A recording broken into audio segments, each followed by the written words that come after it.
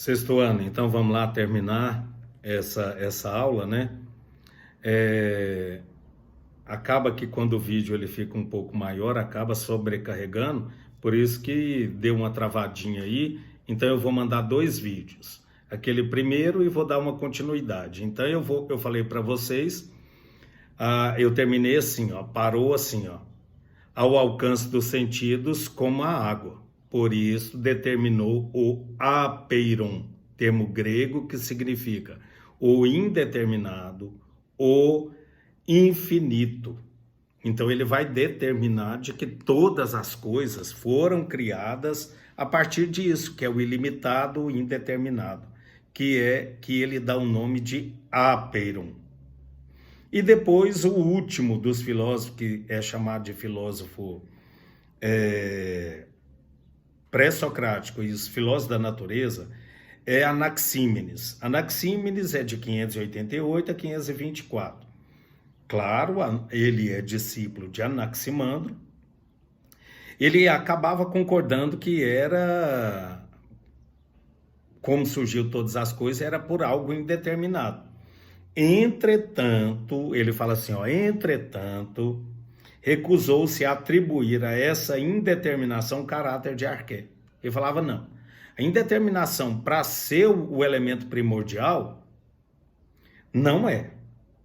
Aí ele continua assim, ó, para ele, esta não poderia ser um elemento situado fora do limite da observação e da experiência do sensível, como o apeiron de Anaximandro. E aí então ele discorda desses aspectos, tanto do de Tales quanto de Anaximandro. Anaxímenes ele vai discordar. E ele incorporou a junção dos dois. Anaxímenes incorpora argumentos de ambos e propõe o quê? Ele vai dizer, ó, foi através do ar. Foi através do ar que todas as coisas elas vieram a existir. Porque ele vai falar que o ar é muito mais sutil que a água, é quase inobservável, mas que ele dá movimento, ele anima, e é através do ar que nos daria vida. Vocês devem estar pensando assim, nossa, que escara. Um fala que é a água, realmente a água é de grande relevância. O outro fala assim, ó gente, não posso determinar um elemento. O outro vai virar e falar assim, não, o ar. Aí você pensa, como realmente que nós vivemos sem essas coisas.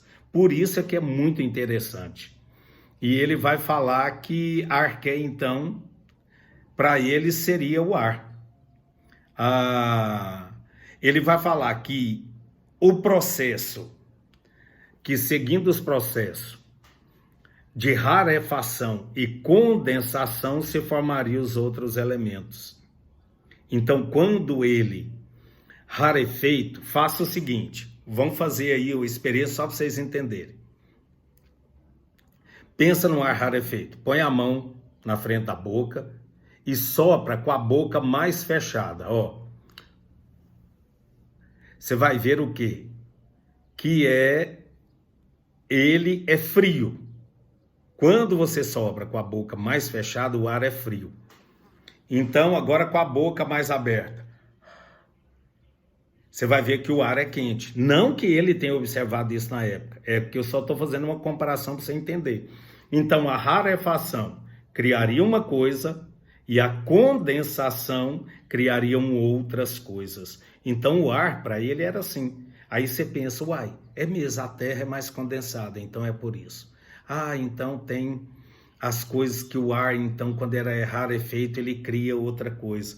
Então, é dessa maneira que esses três filósofos, chamados de filósofos pré-socráticos, eles vão desenvolver, que são pré-socráticos e considerados filósofos da natureza, que é Tales de Mileto, que é água, Anaximandro, apeiron, e Anaxímenes, o ar. Um beijo para todos vocês e até a próxima. E olha as atividades, tá? Que eu vou postar também.